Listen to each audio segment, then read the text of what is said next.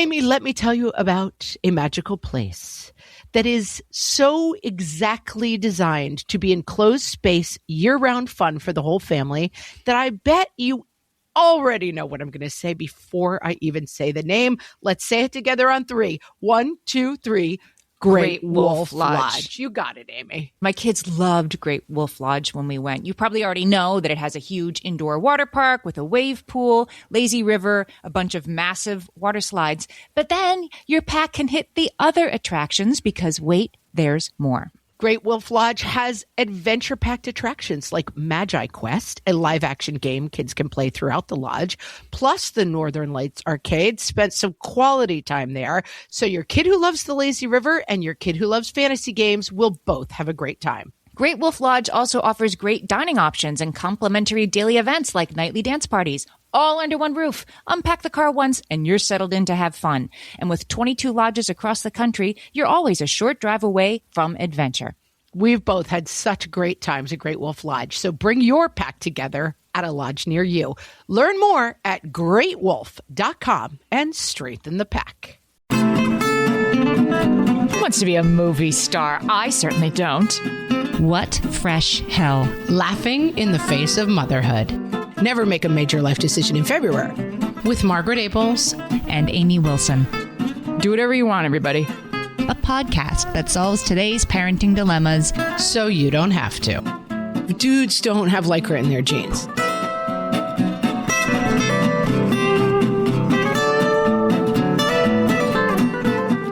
Hello, everyone, and welcome to What Fresh Hell, Laughing in the Face of Motherhood. This is Margaret. And this is Amy. And today, you guys, we are going to decide once and for all if certain things were better then or better now. Amy, it's a, what do we call this? Not a crossover episode. It's a throwback? It's a callback? It's a sequel. Yeah, I'm going to put the link in the show notes. This was one of my favorite episodes we ever did. And I absolutely love this episode, and I'll link to it in the show notes so you can listen to it. But this is an all new list. We didn't get to everything. We discovered that a lot of things were better then and a lot of things are better now. Assuming that people haven't memorized our entire catalog, we could have probably just retread the same ground. But let's not. We're going to, like fresh snow, we're going to make new tracks. That's because you're going to get to hear both of them. Okay, but first, mailbag. Mailbag. So Betsy on Facebook, I loved it. She said, just listening to the Back to One episode, so good. Love the Back to One concept, and I've used it many times since learning it on the podcast. One thing that came to mind in doing things that are looming is OHIO, Ohio, only handle it once. If it can be done in less than 5 minutes, Ohio, bring in the mail, toss the junk mail in the garbage before you set the stack on the counter. Walk by a stray dirty sock, Ohio, pick it up and toss it in the nearest laundry bin. Thanks, Betsy. I think this is a good one. We have a typo in our notes, so it says toss the junk mail in the garage before you. And that's more like what I do. That's more our speed. Literally, because I pull the car into the garage, I have all the junk mail, and I just throw it on something in the garage. So then when we clean out the garage years later, it's like, oh, here's a bill that was stuck in the junk mail. Oh, well, I guess we didn't pay that one. Let me tell you. A gift from the gods, apartment building living. We have mailboxes in the lobby of our apartment building, so I have to go to a mailbox, downstairs and use a little key to open my mail. There is a recycling, paper thing right there. So you stand there at this little desk, sort your mail, and the junk mail doesn't even get on the elevator with you. I'm going to say that could be done pretty easily at my house as well. I could just put a recycling bin by my front door, but will I? I will not. So instead of moving to my apartment building, you could just create this. Instead of uprooting my entire life and moving in to be your neighbors, which would be really fun, I think maybe I should just put a recycling bin by the door. Okay. Possibly. Might be an easier solution. I also have to shout out everybody who has been responding to my sister's advice, never make a major life decision in February. Mm-hmm. My sister-in-law texted me yesterday. It was like, I almost cut all my hair off, and I was driving to the salon when I heard your voice say, never make a major life decision in February. Now, you have two sisters, so it was literally the sister who gave this advice who was almost going to get her hair cut? Oh, no, it was my sister-in-law who almost got her hair cut off, but she was responding to the podcast. So my younger sister gave this advice. She believes it's my college roommate who originated this advice. Doesn't matter. You just stole it. Tweet. You stole it from me. Let's do an investigative podcast on where this phrase originated, but wherever it was, it's still February. So please remember, we are not making any major life decisions. All right. We're not. But here's what I want to ask you. Yes. It's a super important question. Yes. Are jeans better then or better now? I mean, this is the easiest question you've ever asked me on this podcast, ever. Jeans are better now. Yes. I mean, of course they are, because back in the day, we didn't have, what's it called? Elastic jeans that stretched. Lycra. We didn't have Lycra. Yeah, I don't understand why jeans became a thing before Lycra. Like, why did we want to wear them? Like dungarees, right? Like they were as stiff. It was like wearing sailcloth. It was like something, right, that they like make the curtain on a sailboat out of around. It was unyielding and stiff. And my husband still wears regular jeans. Do they even make jeans without Lycra now? I didn't think that was possible. Dudes don't have Lycra in their jeans. Poor them. Poor dudes. I mean, there's lots of, I'm sure, Lycra jeans for dudes, but my husband still wears like dungarees. He's from Texas. He wears like Levi's. Okay. And we are a very similar size. And so I will every once in a while like borrow a pair of his jeans. And after an hour, I'm like, I have to take these off. This is torture. Do you remember like lying down to put jeans on like in the 80s, like the super tight jeans? They probably weren't half as tight as the skinny jeans of like 2016. I'm not going to lie. I have laid down in the last year to put jeans on. The pandemic's been a little rough. Like I was sort of thinking back, like, did we ever really need to do that? But maybe we did before there was Lycra. I still have a pair of jeans. My favorite pair of jeans are like, they have some stretch, but they're not maternity pants jeans. You know what I mean? They're not jeggings. They're like still, they have some structure. Like I haven't gone fully over into like fake jeans. My kids kind of won't wear jeans, which is an interesting trend, right? They were like, why would I do that when I could wear, you know, they want like sweatpants with a little structure, like Lululemon's, not as expensive as Lululemon's maybe, but that's what they want to wear. Or even khakis with stretch. Here's my TED Talk, Amy. Okay. Jeans have been lost to athleisure. Like jeans, especially for women, have been completely replaced by athleisure. But even for like the younger generation, like my kids, none of my kids have jeans and they are somewhat mystified by them. Like we will get a hand-me-down pair of jeans and they come out of the rotation pretty quickly. Like, why would you wear jeans when you've spent your whole life in like athleisure? When there's literally anything else, any other pants you could wear. My college student, he doesn't own a pair of jeans. If he goes out on the weekend, he wears like khakis with a little bit of stretch because he thinks they're like way more comfortable and softer. And why would you, you know, what kind of sad sack wears jeans? And my daughter wears jeans. Jeans may be a dying industry. My daughter is a teenager and she's wearing the jeans that are popular right now with the hole over the knee that is so great. Like right now we're swung in the direction of there's only enough denim to hold the holes together. You know what I mean? They're like a spider web she's wearing. They're just like tiny bits of frayed denim. Well, that is the new thing, right? Like the cheese grater jeans. Yeah. Those are not better now. They were a thing when we were young, like ripped at the knees, but now they're ripped like up by the pockets. They're ripped on the thighs. That's a different look. Exactly. There's a thigh rip, there's a tiny strip, there's a knee rip, and then I suppose there's some sort of closure at the bottom, which makes them pants and not shorts. And I was talking about this in some other context. You never think you're the person who's going to get old, and then you find yourself like, did you pay extra for those holes in your jeans? And you're like, uh-oh, I'm my granddaddy. Uh-oh, when did that happen? When did I become Mima? Couldn't afford a pair of jeans that weren't ripped? Yeah, I'm here for that material. It happens. I'd laugh if I was there. And listen, you got to just accept and embrace what's really happening. And what's really happening is, you know, you're now the old person who makes corny jokes. This is one that's been on my mind recently. Valentine's Day. I'm talking about like school Valentine's Day. Better then. Don't you think the expectations have gotten way out of whack in like since my kids have been little? Well, two things. Yes. One, the expectations. I feel like Valentine's were a big thing. I think the big thing with Valentine's Day is that, and I want to say that I completely support this choice, and I think it's a great idea, but when Valentine's Day went food free, it's food free at our schools. What? Yeah. Yeah, that's my gripe. That's my beef I have with Valentine's Day. I also think that people shouldn't be feeding other people's kids food at school. People have allergies. There's a lot of stuff going on. Why set up a situation where there's a kid in the corner who gets nothing? There was a phase where people were like taking pictures of their kids and they would have like a lollipop in their hand and then you would put the lollipop in the cart. It was a whole thing. Right. Valentines involve crafting. Here's an easy tip if you have little kids and that you're supposed to be making handmade Valentines. I used to take the like finger paintings that came home from school by the fistful from, preschool. I'd save those for a couple of weeks of a stack of those and I just would cut hearts out of the finger painting and write, love my son's name on the back and hand them out. That took 5 minutes and it was free.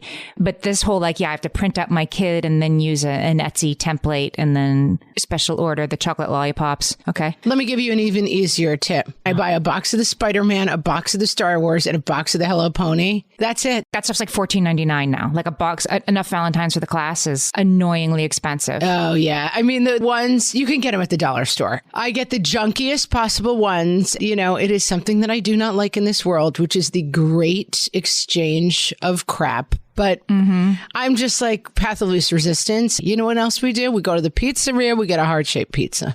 Maybe Valentine's Day is better now only because back then I was in charge of my own Valentine's, right? I spend my own hard-earned chores orders at McNeilis's pharmacy and got my box of Valentine's. And I did it myself. Good Lord. Did you grow up on a hardscrabble farm in the barren plains? I walked the 3 blocks to the pharmacy. I mean, I was on my own. My mom was not worrying about did I have enough cake pops for Jacob? You know what I mean? I was on my own. That phrase never crossed Nancy Wilson's lips. Does Amy have enough cake pops for Jacob? More power to her. It was more cutthroat. I really hoped that Rob Kleeman was going to give me a Valentine and maybe he would and maybe he wouldn't. You could make your allegiances known when it was kid run in a way that was maybe not always kind, but now it's all too much. That's right. Well, first of all, you have to give one to everybody now, which is better. Right. That wasn't a rule back then. Do whatever you want, everybody. No, it was a free for all. I thought that the Snoopy Valentine's Day cards that say I love hugs or whatever on them were the height of amazingness. So I would nag my mom to take me. We lived in car culture, so I couldn't walk to the corner store. I would nag my mom to take me to the CVS and we would get them, probably Finch's Drug back in the day. And I would get Valentine's, and I believe she would pick up the check for those. I did find it really exciting and thrilling, but Valentine's Day is a waste of time then and now. On that, we can fervently agree. The other thing that I have to say that we have not yet acknowledged, but it is important. As we talk about better then or better now, we recorded part 1 of this episode pre-pandemic. We had no idea what was coming at us. Oh, that's true. So it's kind of better then, better now, or better in the before times from now. You know what I mean? Because there are definitely things Valentine's Day. There's no party. There's no class party. It's everything's still kind of shut down at my kid's school. And so I think we were still on Zoom last year. We didn't even do Valentine's stuff last year. This year, I'll probably get, box of crap again and let my kid fill them out. And even now, when you go to CVS, there's an Etsyr version. People have caught on that people want them fancier. So there's the plastic box of Wonder Woman, little folding things that don't quite rip off. But even now at the drugstores, there's a fancier version. Exactly. Everyone's caught on that. People like it fancy. I mean, they like it fancy. I like the idea that it has to be better then, better now, or better in the before times. Just to circle back to the jeans, because I think it's important that we nail this down. Yes, the before times from now. Yes. Right. And the before times now, because now we're jeans. I'm just going to wear pajama pants all the time. And jeans feel like a hardship in a way that they didn't 2 years ago. All right, let's take a break, Amy, and we will come back and talk about better then or better now in all the times. For some of us, tax season is one of the only times that we look at our finances fully. And once it's over, well, that was terrible. And it is completely understandable not to want to think about it for another whole year. But using Monarch and being intentional with your finances in an ongoing way helps you see where your money is going and how you can put your refund to best use. We are here to tell you, simplify your finances with Monarch. Monarch is the all-in-one personal finance tool designed to make your life easier. It brings your entire financial life, budgeting, accounts and investments, net worth, and future planning together in one dashboard on your phone or laptop. Feel aware and in control of your finances this tax season and get 50% off your Monarch subscription with code FRESH. As you know, my husband and I are preparing to send, 3 kids off to college, and I cannot tell you how helpful Monarch has been in showing us our full financial picture, helping us to track our spending and reach important savings milestones. Our weekly meeting, Amy, it's now run by Monarch. Love it. Achieve your financial goals for good with Monarch, the all-in-one tool that makes money management simple. Use code FRESH at monarch.com for half off your first year. That's 50% off at monarch.com, code FRESH. My favorite skincare products actually feel more like self-care, like they're so nice to put on and they smell so good that I'm actually happy when I get to that part of my day. And I swear that is how I feel about Osea's anti-aging body balm. Amy, you are usually the lotions and potions queen on this podcast, but I have to say, hard agree. Osea's anti-aging body balm is a liquid silk body balm that combines the lasting hydration of a lotion with the firming power of a serum, leaving skin smoother and firmer. This body balm is clinically tested and designed to deliver visible results you can see and feel. So we've gotten to use this product for a couple of months now, and I swear I have really noticed firmer and smoother skin, like on the back of my hands. It's like getting a mini spa treatment from head to toe. Get a spring-worthy glow with clean, clinically tested skincare from Osea. And right now, we have a special discount just for our listeners. Get 10% off your first order site-wide with code FRESH at OseaMalibu.com. That's 10% off your first order with code FRESH at OSEAMalibu.com. Amy, better then or better now? Hit me. What's for lunch today? Is it better then or better now? I have no idea. Are we asking ourselves what's for lunch or are our kids asking us what's for lunch? Oh, well, that's very fraught. I'm thinking when you think about your options for you of what's for lunch today, was it better back then when it was boiled ham and American cheese on white bread with a little Miracle Whip every day and you didn't have to think about it? And a bag of chips and maybe a grape soda? Or is it better now that you have in your concept, it could be sweet greens? It could be quinoa. It could be sushi. Right. It could be $25. Is it better then or better now? It's better now, except for the tyranny of too many choices, which is the truth about everything about life these days, right? Which is like, yes, my aunt sometimes says, she's like, I am glad I grew up when I did because my only choices were like, get married, become a nurse or a teacher, and then stay married forever and then die. Like, I never thought, like, is there happiness out there somewhere? Yeah. And I always say, like, but now, like, people could be whatever they want to be, and it's amazing. And she's like, that seems very tiring to me. And I get it. My mother-in-law, she just completed her Storyworth book. Shout out to an often sponsor of ours. And we really do love these Storyworth memoirs as a gift. And anyway, she talked about that exact thing.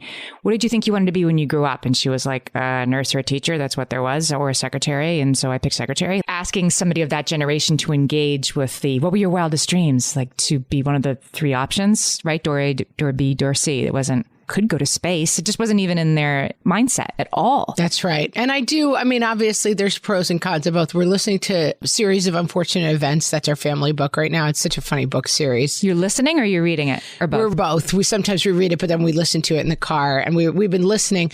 One of our snow days activities is everyone gets cocoa and a blanket and we lay on the floor and we put the smart speaker in the middle and we play chapters of it. So we're just basically like reading while lying down, basically like, but I think it might be, who's the guy from Rocky Horror Picture Show? Tim Curry, I think, is the guy who does the reading. He does incredible. Is narrating? It's a million voices and lots of funny voices, but there's a very obnoxious child in it. So there's this little girl who's like the Violet Beauregard character and her name is Carmelita Spatz, which is such a great name.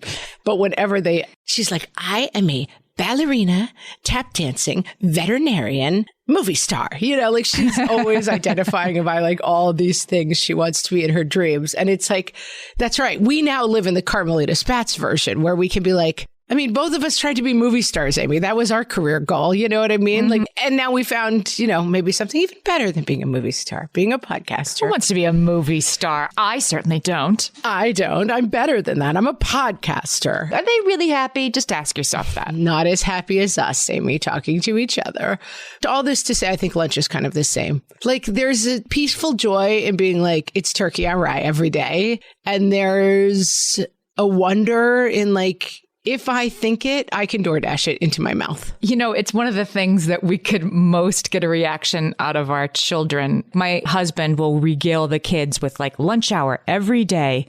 West Scranton High School, right? I'd walk down the street to, I forget the name of the deli, get a ham and cheese hoagie, a side of Funyuns, and he'd have like a strawberry soda or something that like beggars description. Strawberry soda is so good. Every day. And the kids are like, what? And they think that's hilarious. But it was Lunches for kids was definitely better then because that was all it had to be. Like I didn't have any expectation that there would be anything in the refrigerator besides cold cuts. And now my kids are like, cold cuts? They wouldn't, they're like totally turn up their nose. Where is my bowl? What are those bowls called that everyone likes now? Asahi bowl. Like, come on. Again, much as your mom was not like cake pops for Jacob, she was definitely not like, I better have fresh Asahi bowls waiting for Amy when she gets home from school. Yeah, exactly. Which is not to say the Japanese beer Asahi. She would never give us that. No. But I mean, more likely that than an actual Asahi bowl. If you don't, I feel like this is a very East Coast thing, but it's like a bowl full of like fruits and yogurt or something. I don't understand it. I'm going to say it's just a smoothie in a bowl with granola on top of it. I'm like, just put it in a cup with the straw. I don't understand.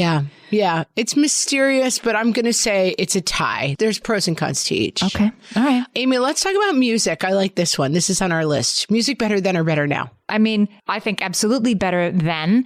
And I wonder if I'm just old. And that's why I think that, because everybody old would say that about their then and now, so to speak. 80s songs had a plot. They were definitely catchy. You haven't even said anything old, but I have to give you an Oldilocks alert just for sounding so old. Back in my day. 80s songs has a plot is something that Ma yells at her grandchildren. There was a beginning, middle, and an end. There were videos that were like fever dreams when you watch them now. But what was great about the 80s is looking like Madonna.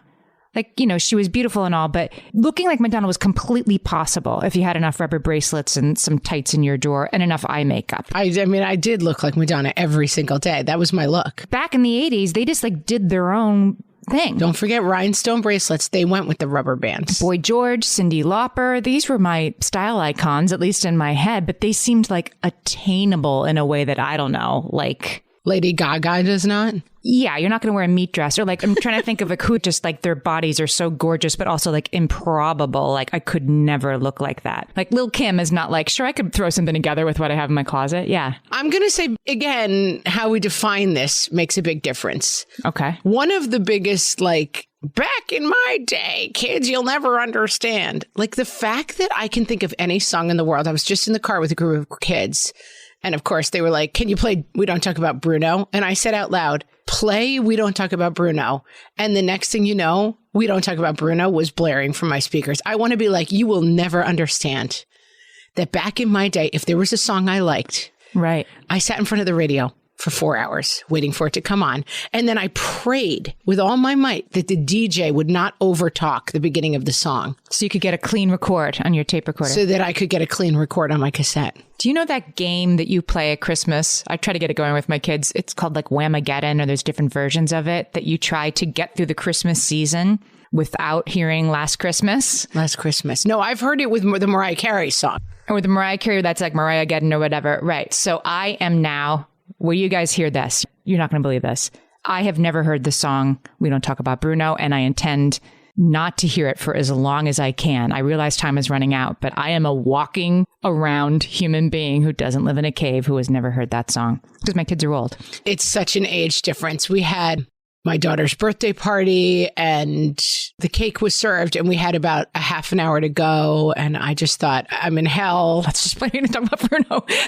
Let's just play that 6 times. They sang it. The girls just sang it over and over again for a half an hour straight. Great. And they're like, what better use of my time could there be? Yeah. My husband talked about that. I remember when Frozen came out, he was in the airport in South Korea for business. And he said there was a little girl behind him, a Korean child. It was maybe, 3 weeks after the movie came out.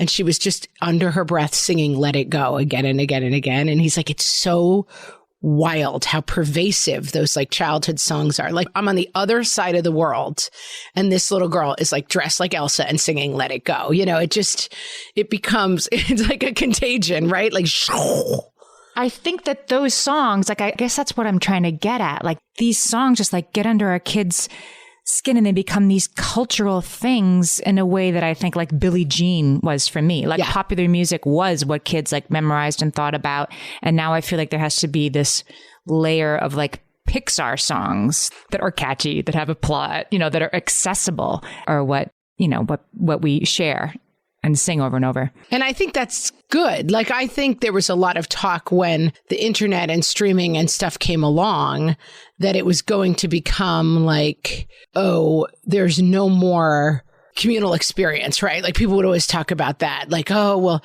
people aren't going to the movies and sitting together and people aren't having these communal experiences. But there must be something very fundamental about that, because I'm telling you, if I walked by the recess at my kid's school and just said it was my wedding day, right, 400 kids would break out into song. You know what I mean? Like, We Don't Talk About Bruno is just deep for them. So I also keep waiting a little bit for the old person thing of like, I cannot relate to this music at all.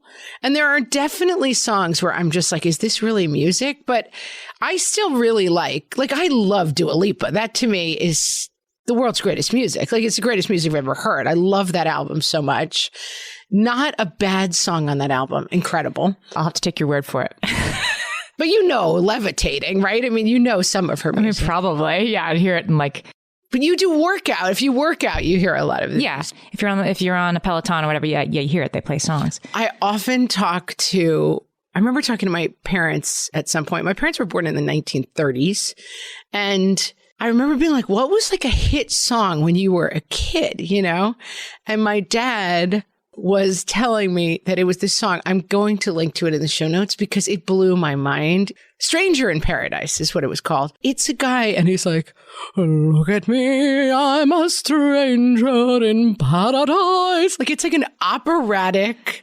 Yeah. And I'm like, no, but what was like a hit song? And it was like, no, this was the biggest song when I was 14 years old. And I just think to go from that to like WAP. I mean, God bless you. Yeah. That's quite a span. But our kids will have to explain to their kids how We Don't Talk About Bruno was the most important thing in their lives for, about 6 months in 2022. And our kids will be like, what? Yes. Yes. Although I will say that musical theater and animation is slightly exempt because it's like, hi ho, hi ho. You're going to watch these movies and know these songs. Yes. The Four Aces and Eddie Calvert both did versions of Stranger in Paradise. Go ahead and Google that for yourself. It was, you know what, though? As I look it up, Amy, it was from the musical Kismet. So I think that back in the day, I think when my parents were younger, like Broadway songs were big. Yes.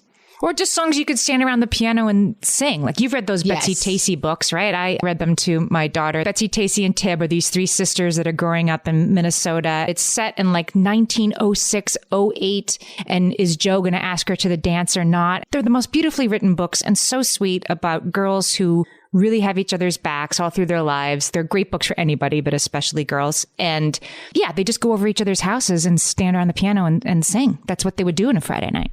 At least in the, fictional world of Betsy, Tacy, and Tib. When there's literally there's no screens, there's no entertainment. You are the entertainment, singing My Wild Irish Rose. But we grew up, my parents had a friend who was, I think he probably played on Broadway because he lived outside the city, but he was a professional pianist. And they would have that party even when we were growing up. Like, a pianist would come and they would all sit around and sing show tunes. So fun. Yeah, super fun. And I do think it's fun. My husband always tells the story of his grandmother who came to Texas on a covered wagon and lived to see a man walk on the moon. Like, it's amazing when you see these long lives. Like, Amy, things change. But are they better then or better now? We're going to decide after this break. Amy, when I'm having a good hair day, it usually makes my whole day better. And that's why on every day, I'm taking Nutrafol. Nutrafol is the #1 dermatologist-recommended hair growth supplement brand, and it's the #1 hair growth supplement brand personally used by dermatologists. Nutrafol's hair growth supplements are peer-reviewed, NSF certified for sport, and clinically tested. Nutrafol offers multiple formulas for men and women, tailored to different life stages and lifestyle factors, so you get support that's actually right for you.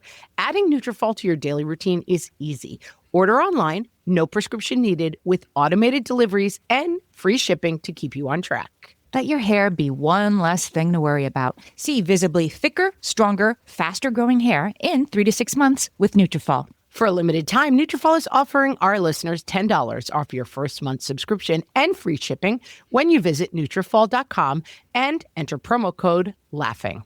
That's Nutrafol.com, spelled Nutrafol.com, promo code LAUGHING. All my kids learned to swim when they were little. It was super important to me that they be confident and safe in the water. There was only one problem with that. taking them to swim lessons. I mean, the pools were freezing. There were always cranky adults doing laps right there. And it was definitely not, for any of us, what you would call fun. Amy, heard. But now there's Goldfish Swim School. Goldfish takes a really thoughtful approach to swim lessons, combining research-based teaching with a warm, kid-friendly environment that actually helps kids thrive in the water. Every detail at Goldfish is thoughtfully designed to create a golden experience, from shiver-free, warm indoor pools to comfy waiting areas for parents to professionally trained lifeguards on deck. Goldfish uses an approach called the science of swim play, which combines guided play with proven teaching techniques to help kids learn to swim, build water safety skills, and gain confidence, all at their own pace. Lessons are designed to meet kids exactly where they're at. If you've been thinking about swim lessons or just wondering where to start, this is a great opportunity. Right now, Goldfish Swim School is offering a waived membership plus your child's first lesson free at participating locations. Just visit goldfishswimschool.com/free to find a location near you and enroll using promo code FREE. That's goldfishswimschool.com/free, promo code FREE. Okay, today on the podcast, we're talking about whether things were better then or if they're better now. So I figured we'd talk to some people from now to see what they think. Do you think things were better back in Mom's day or now? I think they were better now. Why? Because back in the days, you had to ride like horses and you had to like get new ones when it died. Do you think that Mom rode horses when she was young? Yeah. I never had a horse in my life. Oh, my bad. But I didn't have video games when I was young. Yeah, so that's the problem. What else was different back in Mom's day? You didn't have good food like right now. Like, what's good food that I didn't have? I had Twinkies, dude. Did you have like pizza? I mean, I definitely had pizza. It wasn't that long ago. What do you think was different back in Mom's day? There were no buses and you had to walk everywhere. I mean, we had buses. How old do you think Mom is? 40-something. Do you know when I was your age, there weren't even such things as computers? Yeah, I did. What do you think you would have done back in the day if you didn't have video games and TV? Biking, skateboarding, playing outside. I mean, that sounds kind of better than video games, doesn't it? Sort of. Thank you for talking to me about the olden times. You're welcome, Mom. Okay, so I got one for you. Okay, hit me. Cleaning the house. Horrible then, horrible now. Yeah, horrible then, horrible now. But I think harder for my mom than for me. Like, my mom did stuff that I don't fully even understand now looking back. Like, did your mom wax the kitchen floor? Of course. We had a waxer. You'd come home from school and it's like, don't go to the kitchen, I wax the floor. But it would be like once a month, she waxed the floor. And what was that? And why don't we have to do that anymore? Like, was that always optional? That's a great question. Again, it's amazing what just falls out of your memory because, yes, we had a floor waxer. And as we got older, one of us was in charge of waxing the floor. And yes, there were great consequences for walking across the...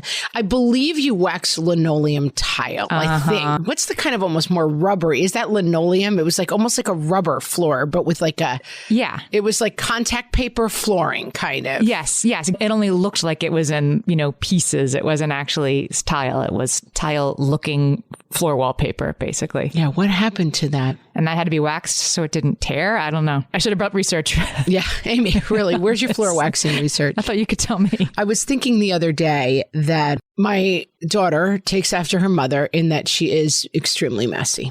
And I went down, I asked her to clean her room the other day, which she did. But then I went down to the laundry room 2 days ago and we made a mistake of buying her a giant, it's like this IKEA, probably people have it. It's like a silver circular laundry hamper that they sell at IKEA.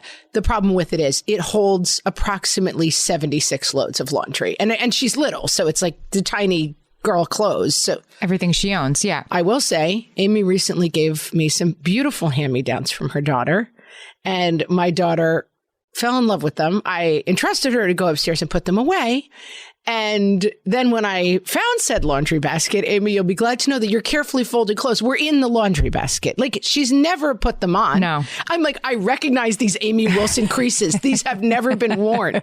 These are Amy's daughter's clothes. And what are they doing in the laundry? Very gently worn, neatly folded. And well, because she had to clean them up. So like, okay, I'll put them in my 70-pound hamper. Problem solved. But what I basically realize is like every solution creates more problems. There's some economic principle that sums this up that I cannot quote at this moment, like the floor waxer. This is research for another day.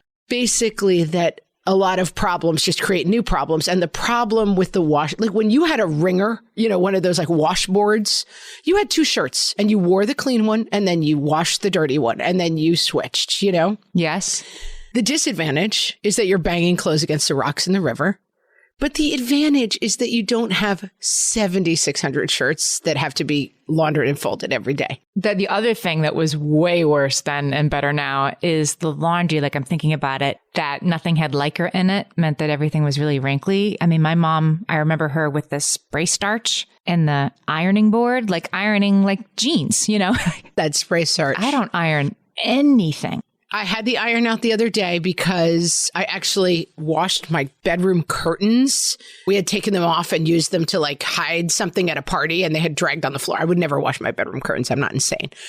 But I had because we had used them for another purpose. They came out so wrinkly that, I mean, I actually went to hang them up and it looked comical. Like they were like practically in a ball hanging from the rod. And so I got the iron out and my kids were like, what does an iron do? Like I realized they have never seen me iron before, ever. Wow. And how'd it go? And it's just a new world. Like, oh, it went terribly. I got halfway through it and I was like, this is nonsense. And I just hung it up really, really wrinkly. That's what I was thinking. It would take 2 hours and it would still not look good. It looks horrible. I'll try to take a picture of it. It's ridiculous. It's like the wrinkliest curtain. But I'm like, this is how we live now. That's the thing. This can't be fixed.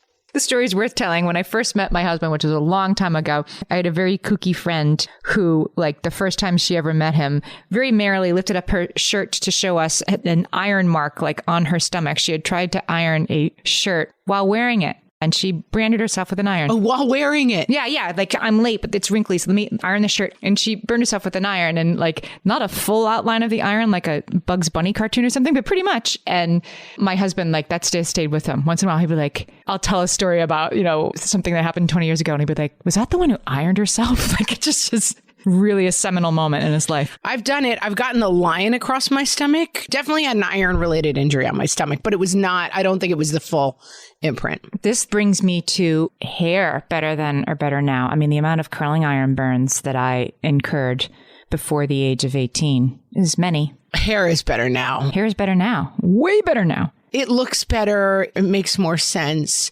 I mean, I was talking to a friend the other day who's thinking about going back to work, and he's like, I can never wear a tie again. Once you break with a tie, you're just like, why would I wrap a piece of fabric around my neck to signify that I am rich and professional? Like, it's just tight. Like, why would I knot something at my throat to be like, see how wealthy and smart I am? Like, and it's funny that when you break with stuff, but I mean, back in the day, although I will say I was really into my hair and I loved. Did you have a crimping iron? I suppose. I mean, I had literally every sort of, you know, springy, curly. Crimping iron. If you are a young, let me tell you. Again, this is just, you're going to have to do some Googling after this episode. Google crimping iron. It was like a set of triangles all in a row, and you would smush your hair into it, and it made your hair like a repeating Z. Like a zigzag. Yeah, zigzag style. Uh-huh. I mean, I thought I was it. And then there was you didn't run your fingers through it. You didn't curl it and kind of pull it back out with your fingers like you do now to give it any sort of, you know, looseness or randomness. Tight structure. Do you think, I'm just thinking about this, I have a daughter who's very into self-expression, but very individual in the way that she expresses herself. Her style. She's into having style, but then her style is quite wacky. Do you think there was definitely, I remember a year of my life where every single girl in the class wore almost a uniform. There were like 4 things. And one of them was Benetton made a rugby shirt that said Benetton across it. Yes. You would wear that with tight Guess jeans that zippered at the bottom. I mean, we might as well have had a school uniform for how many people wore that to school. An absolutely enormous top that Yes. a linebacker, it would be big on. And then the tight jeans, you had a zipper at the ankle, right? In order to get them over your foot. Yes. Keep them as tight as humanly possible. Your foot was too big. That's right. Because your foot was way too big to that's right. I don't know. Have kids become, am I just out of it, or have kids become more individualized than that? I could not tell you also my daughter's in 4th grade. So it's definitely possible that in 7th grade, there's stuff going on. I know that store Justice, kids are really into. It was for a while, it was really. Are they still into that? Yeah. Maybe it was a couple of years ago, but I remember it's shiny coats and shiny bags and shiny backpacks. Sparkle. I'll tell you what, your kids are into Justice until they're not into Justice. Well, that's everything, right? Right. The whiplash from, no, I only wear this sort of thing now, to, what are you talking about? I would never wear something like that. Oh my God. I was always the kid who was way behind the curve. I was I would save up my money because those Benetton shirts, even back in the day, were $85. You're right. The Benetton rugby shirt. And I would save up my money for months. And then by the time I got it, it'd be what kind of loser wears that Benetton rugby shirt? I was always way behind the curve. Oh, yeah. Couldn't win for losing. I think individual expression might be better now. I think it's uncool based on what my kids wear. You don't wear a brand name across your chest in quite the same way. It's going to sneak around. My daughter goes to a sleepaway camp in the summertime where they have a uniform for during the day, which sounds strict, but it's actually terrific. It's just you have to wear green shorts and you have to wear a white t-shirt. It doesn't have to be their white, but that's it. Everybody's wearing green shorts, white t-shirts. That's all these girls can wear. And so it just takes so much pressure off, wearing a Benetton rugby. Who cares? So I just was what a wonderful wonderland where you're free of worrying about labels and things. No, pajamas. She just told me last week that what pajamas you have at this camp have taken on an earth-shattering importance. Yeah, that's the thing. It's so pervasive. And I think that's right. I think maybe my older ones are boys and they don't care. I mean, my son wears a Star Wars t-shirt and pants every day. All right, let's wrap it with I think I know the answer to this one, but I'm going to let you tell me. Halloween costumes, were they better then or better now? I mean, 1,000,000% better then. Yeah. In that you were not expected to open a special effects studio and make a Transformer costume that actually transforms. Yes. You were not actually supposed to have Iron Man who can actually fly. This has been discussed ad nauseum and become kind of a thing, but I will just briefly describe for any of the youngs who don't know.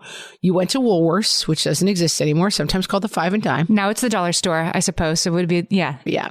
You bought a box, and in that box was a plastic mask. P.S. There were 4 kinds. There were 4 boxes on the shelf, right? There weren't 50. I will say our Woolworths had 400 boxes, but there's really only 4 molds of the face. Okay. So if it had yellow hair, it was Luke Skywalker. If it had black hair, it was the $6 Million Man. Scooby-Doo or a Smurf, same weird rounded nose mold. Yeah, Scooby-Doo Painted Blue was a Smurf. It was not, you were not getting, these were not Madame Tussauds crafted.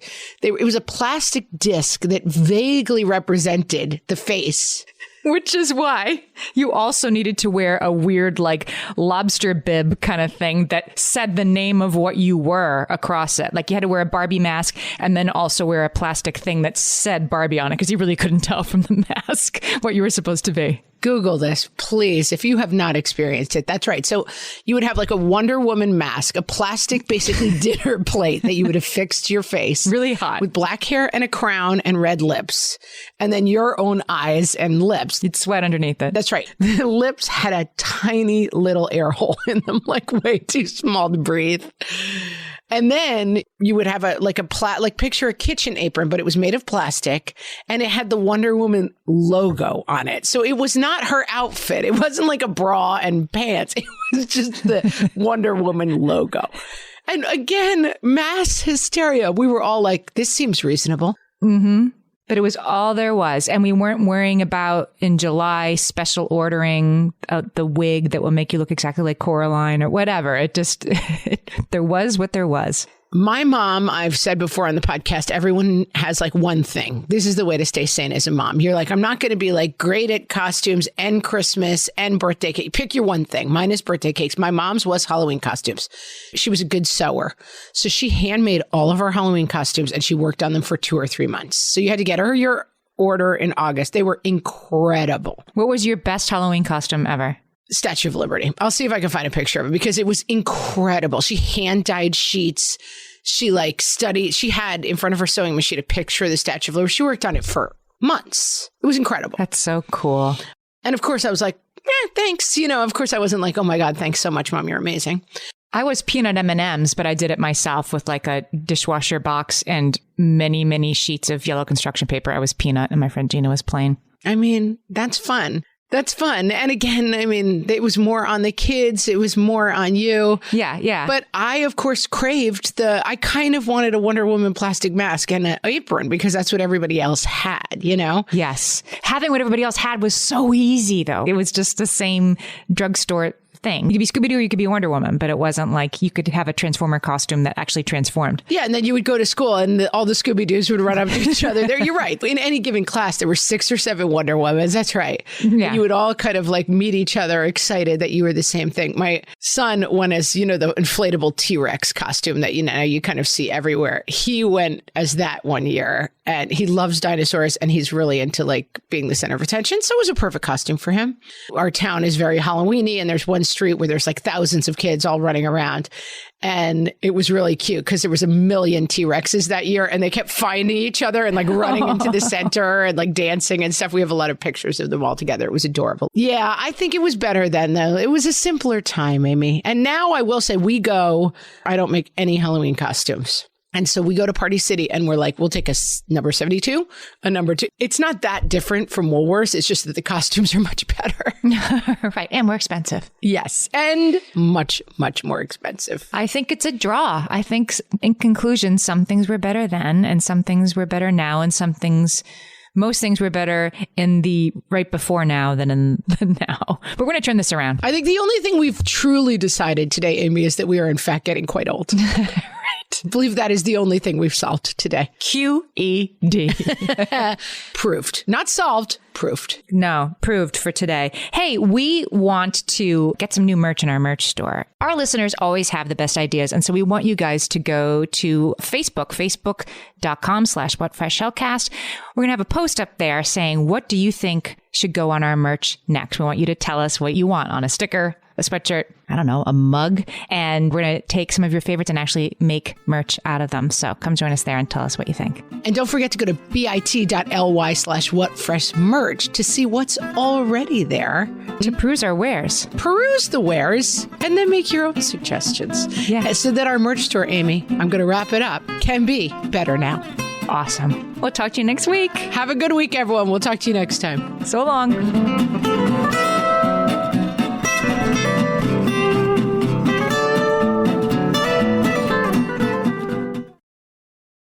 The right window treatments change everything. Your sleep, your privacy, the way every room looks and feels. At Blinds.com, we've spent 30 years making it surprisingly simple to get exactly what your home needs. We've covered over 25 million windows and have 50,000 five-star reviews to prove we deliver. Whether you DIY it or want a pro to handle everything from measure to install, we have you covered. Real design professionals, free samples, zero pressure. Right now, get up to 40% off site-wide, plus get a free professional measure at Blinds.com. Rules and restrictions apply.